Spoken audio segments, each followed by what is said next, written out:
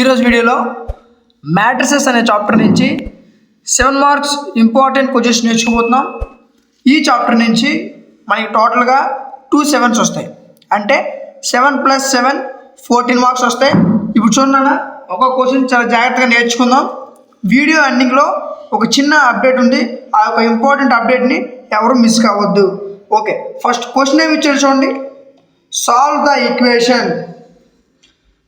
Equation by using inversion method.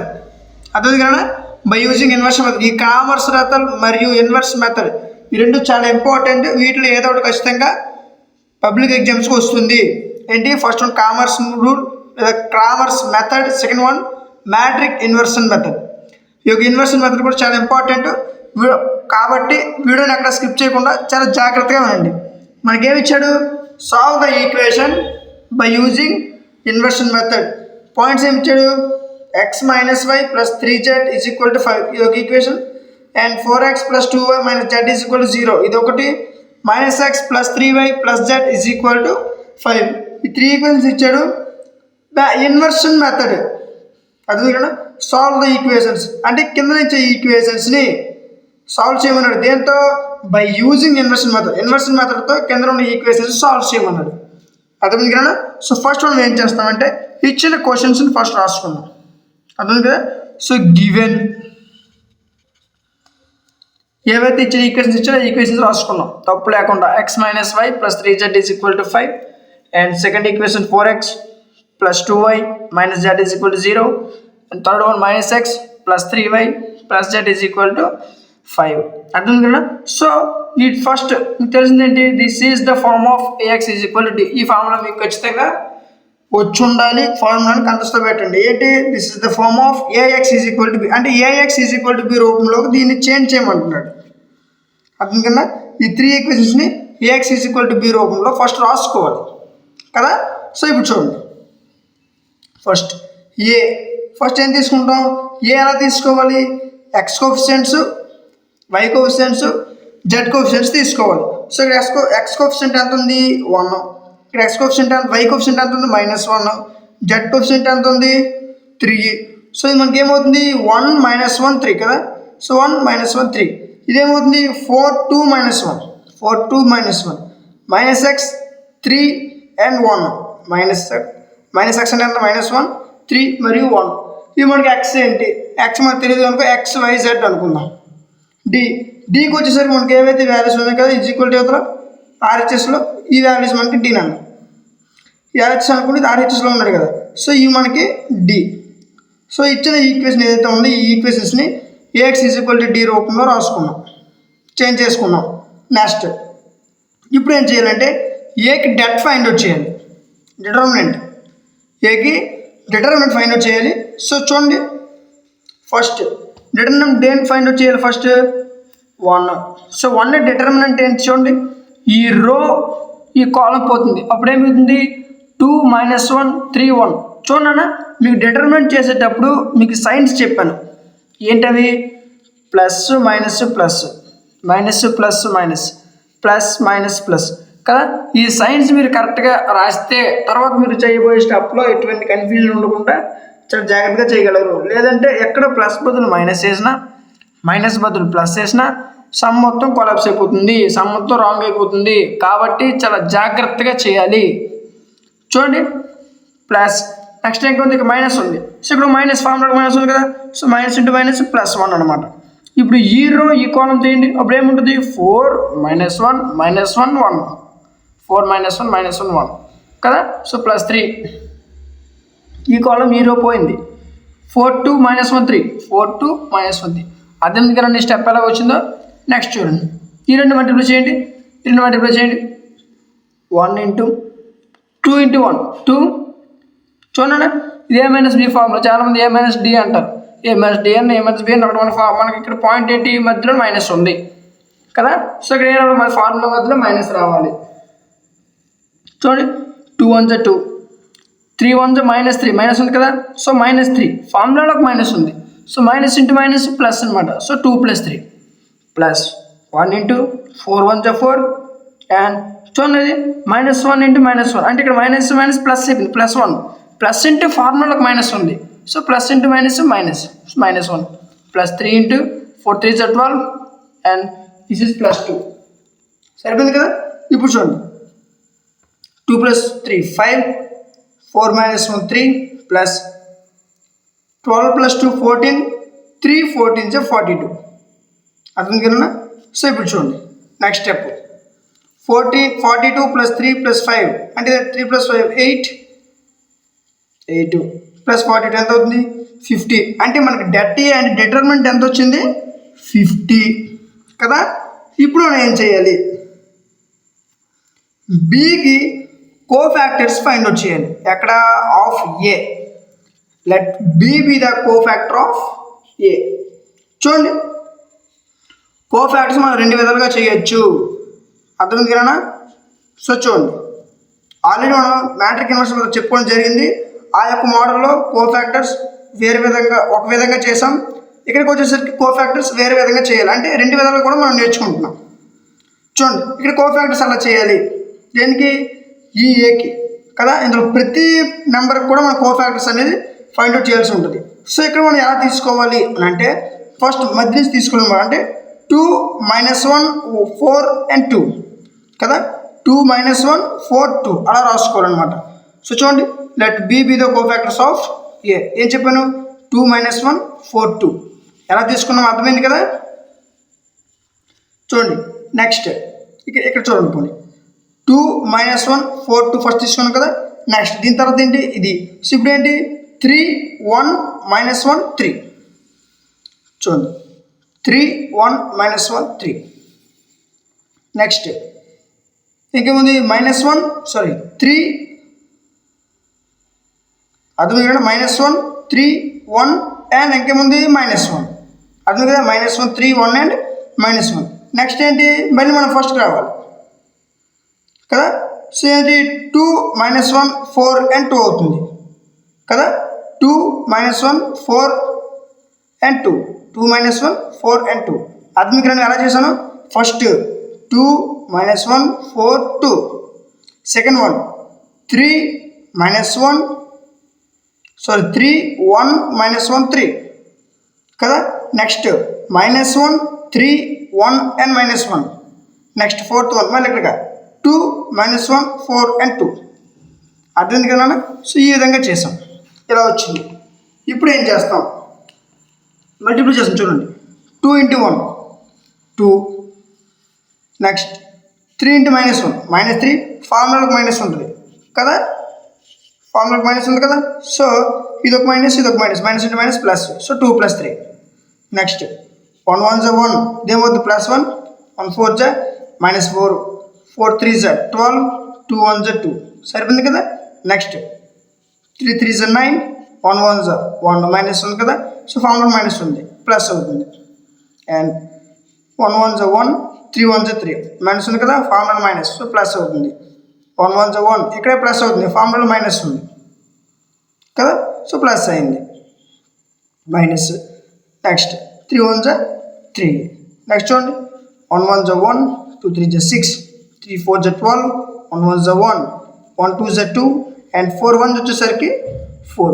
అర్థం కదా step ఎలా వచ్చిందో కదా. సో ఇప్పుడు చూడండి ఇక్కడ ఏవైతే మనం ఇక్కడ మల్టిప్లై చేసామో వాటిని యాడ్ చేసుకుందాం.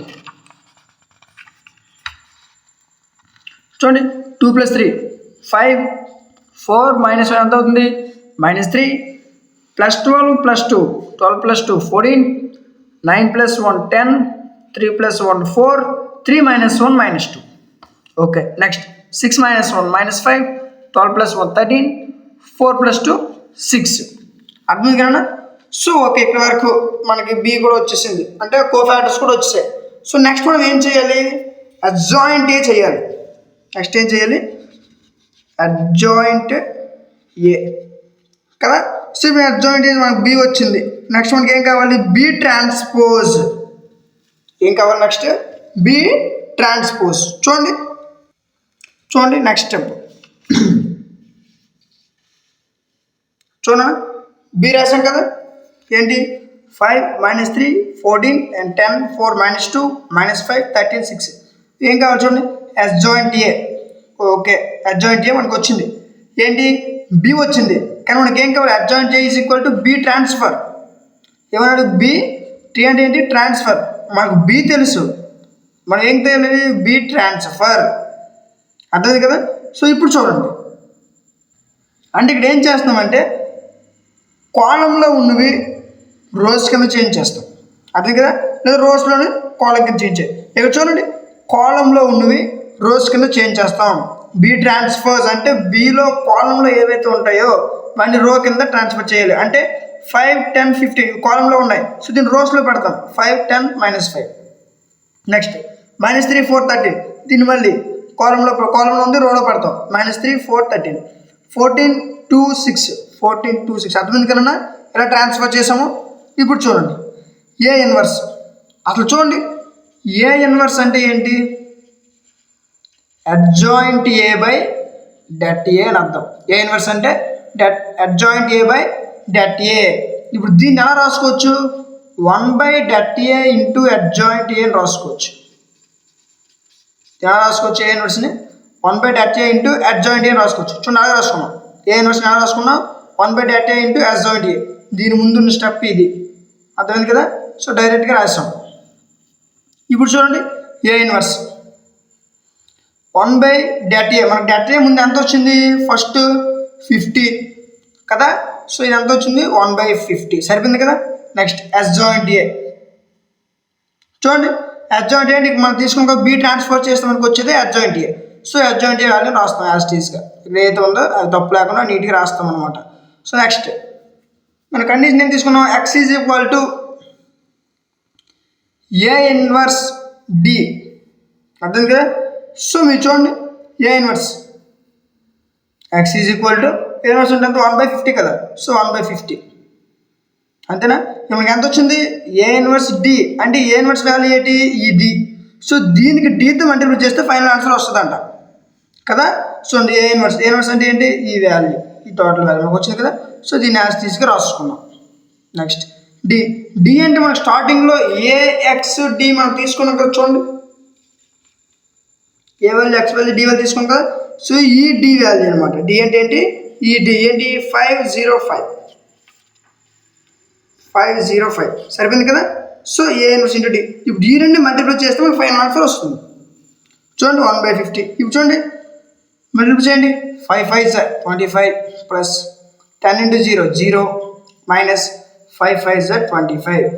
వీటితో వీటిని చేయాలి, నెక్స్ట్ వీటితో వీటిని చేయాలి, నెక్స్ట్ వీటితో వీటిని చేయాలి అనమాట. అర్థమైంది కదా? ఫస్ట్ 5తో, నెక్స్ట్ 10తో, నెక్స్ట్ -5తో. ఇక్కడ ఒకటి ఇక్కడ ఫస్ట్ది, ఇక్కడ ఫస్ట్ది, ఇక్కడ సెకండ్ది, ఇక్కడ సెకండ్ది, ఇక్కడ థర్డ్ది, ఇక్కడ థర్డ్ది. అర్థమైంది కదా? సో ఇలా చేయాలి. ఎక్కడ మీరు తప్పు చేసినా సమ్ మొత్తం పోతుంది. చూడండి నెక్స్ట్ -3 into 5. 3 5 15 మైనస్ ఉంది కాబట్టి -15 ప్లస్ 4 0 0 ప్లస్ 13 5 65. సరిపోయింది కదా? నెక్స్ట్ 14 5 70 2 0 0 6 5 30. అర్థమైంది కదా ఎలా వచ్చిందో? ఇప్పుడు ఏం చేస్తాం చూడండి. -25 ప్లస్ 25 క్యాన్సిల్, సో ఇక్కడ 0 కదా? నెక్స్ట్ 65లో 15 మైనస్ తీయండి, 50 మిగులుతుంది. నెక్స్ట్ 70 ప్లస్ 30 అందరికి తెలిసిందే 100. అర్థం కదా? సో ఇప్పుడు దీన్ని ఏం చేయాలి అని అంటే ఈ 150 ఉంది కదా? సో ఒక్కొక్క వాల్యూ దీంట్లోకి తీసుకోండి. సో ఇప్పుడు ఏమవుతుంది? ఇది 0/50, 50/50, 100/50. అంటే ఈ 1 ప్లేస్లో ఒక్కొక్క వాల్యూ తీసుకుంటున్నాను అంతే కదా? 0/50, 50/50 అండ్ 100/50. చూడండి 0/50 ఎంత అవుతుంది? 0. 50/50 క్యాన్సిల్ అయిపోద్ది 1. సో 1/50 51 52 అంటే 0 1 2 0 1 2 అంటే ఇవేంటి? XYZ వాల్యూస్ కదా? సో ఇక్కడితో చాలా వదిలేస్తాను, కానీ ఇక్కడ వదలకూడదు. కన్క్లూజన్ కూడా రాయాలి. కన్క్లూజన్ ఏంటి మనకి? సార్ ఓకే మాకు 0 1 2 ఇవి ఎక్స్ వాల్యూ, ఇది వై వాల్యూ, ఇది జెడ్ వాల్యూ లాస్ట్లో మనం ఖచ్చితంగా చూపించాలి. సో అదే చేస్తాం లాస్ట్లో. కన్క్లూజన్ ఏ చేస్తాం?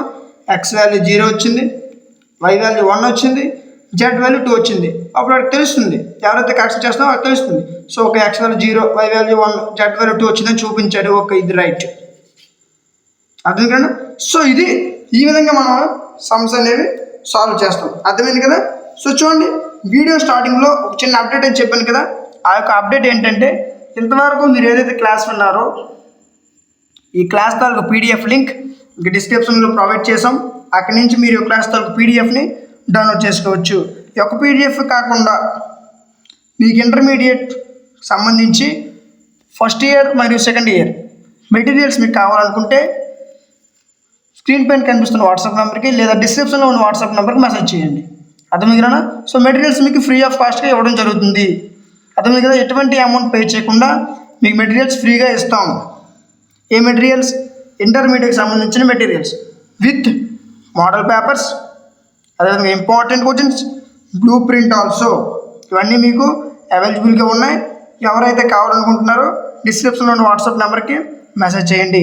దీనికి మీరు చేయాల్సింది ఏంటంటే ఫస్ట్ మన ఛానల్ని సబ్స్క్రైబ్ చేసుకొని మీరు సబ్స్క్రైబ్ చేసుకునేటట్టు ఒక స్క్రీన్ షాట్, అదేవిధంగా మీరు మన టెలిగ్రామ్ ఛానల్లో ఖచ్చితంగా జాయిన్ అయి ఉండాలి.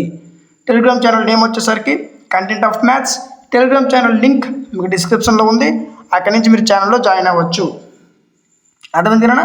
సో టెలిగ్రామ్ ఛానల్లో మీరు జాయిన్ అయ్యేటట్టు ఒక స్క్రీన్ షాట్, ఈ 2 స్క్రీన్ షాట్స్ డిస్క్రిప్షన్లో ఉన్న వాట్సాప్ నెంబర్కి మీరు సెండ్ చేయగలిగితే అక్కడి నుంచి మీరు మెటీరియల్స్ ఫ్రీగా ప్రొవైడ్ చేయడం జరుగుతుంది.